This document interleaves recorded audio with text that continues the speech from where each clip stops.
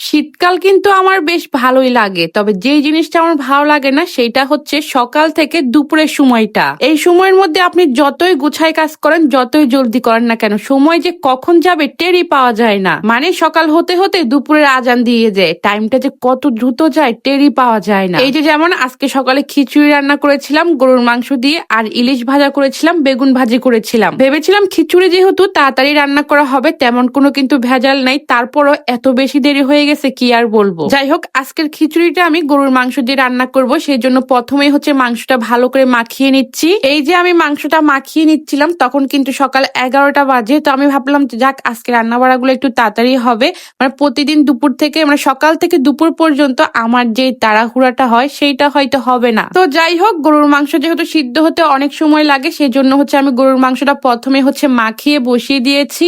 আর এই যে আজকে ইলিশ মাছ ভাজবো বলেছিলাম না, সেই জন্য সবগুলো মশলা দিয়ে একটু তেল দিয়েছি, সরিষার তেল। এই তো তারপর হচ্ছে ভালো করে মেখে কিছুক্ষণ রেখে দিব। মাছটা যেহেতু মোটামুটি ভালোই বড় আছে, তো একটু কিছুক্ষণ রাখলে মশলাটা হচ্ছে ভালো করে ভিতরে চলে যাবে।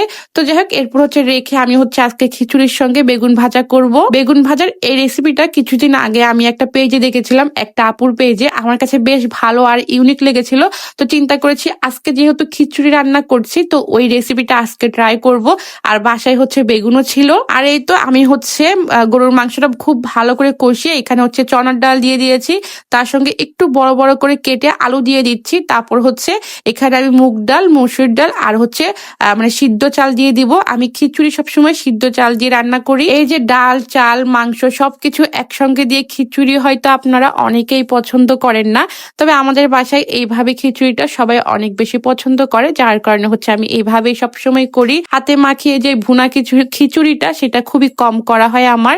তো যাই হোক, ইলিশ মাছটা হচ্ছে আমি মশলা দিয়ে মাখিয়ে অনেকক্ষণ রেখে দিয়েছিলাম, আর এখন হচ্ছে ভেজে নিব। আর ভাজার যে কাজটা সেটাও কিন্তু আস্তে আস্তে করতে হবে।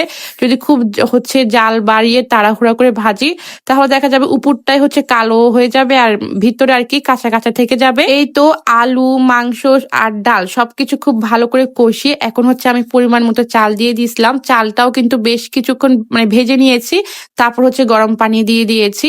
ওই তো ওইদিকে হচ্ছে আমার খিচুড়ির কাজ শেষ হয়ে গেছে, আর এইদিকে হচ্ছে বেগুন ভেজে নিব। সেই জন্য এখানে একটু হলুদের গুঁড়ি, মরিচের গুঁড়ি, ধনিয়ার গুঁড়ি, জিরার গুঁড়ি আর পরিমাণ মতো বা স্বাদ অনুযায়ী লবণ দিয়ে দিয়েছি। আর দিয়ে দিচ্ছি সরিষার তেল। সরিষার তেলটা অবশ্যই অবশ্যই দিতে হবে। আর এখন হচ্ছে সবকিছু ভালো করে মেখে কিছুক্ষণ রেখে দিয়েছিলাম। আর ওই যে একটা সাদা কালার পানি দেখতেছেন, সেখানে হচ্ছে কর্নফ্লাওয়ার আর হচ্ছে পানি মিক্স করে নিয়েছি। আর এখানে হচ্ছে কিনা যে ব্রেড ক্রামটা সেটা আমার বাসায় ছিল, সেটা নিয়ে নিয়েছি। প্রথমেই হচ্ছে আমি বেগুনগুলাকে ওই যে কর্নফ্লাওয়ারের যে পানিটা আছে সেটার মধ্যে হচ্ছে চুবিয়ে তারপর ব্রেড ক্রামের এই পাশে ওই পাশে বেগুনটাকে ভালো করে হচ্ছে করে নিয়েছি, কোটিং করে নিয়েছি আর কি। তো এক পাশে রেখে দিয়েছি, আর এই পাশে হচ্ছে আমার ইলিশ মাছটা অনেকক্ষণ সময় ধরে ভেজে নিয়েছি।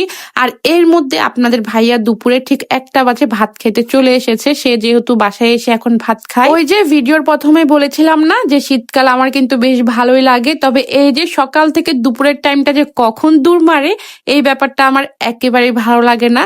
তো যাই হোক, এখানে হচ্ছে খিচুড়ি হয়ে গেছে, আর হচ্ছে আমি বেগুনটা ভাজতে বসিয়েছিলাম। সেই বেগুনটা কিন্তু ভাজতে কমসে কম 15 মিনিট সময় লাগবে।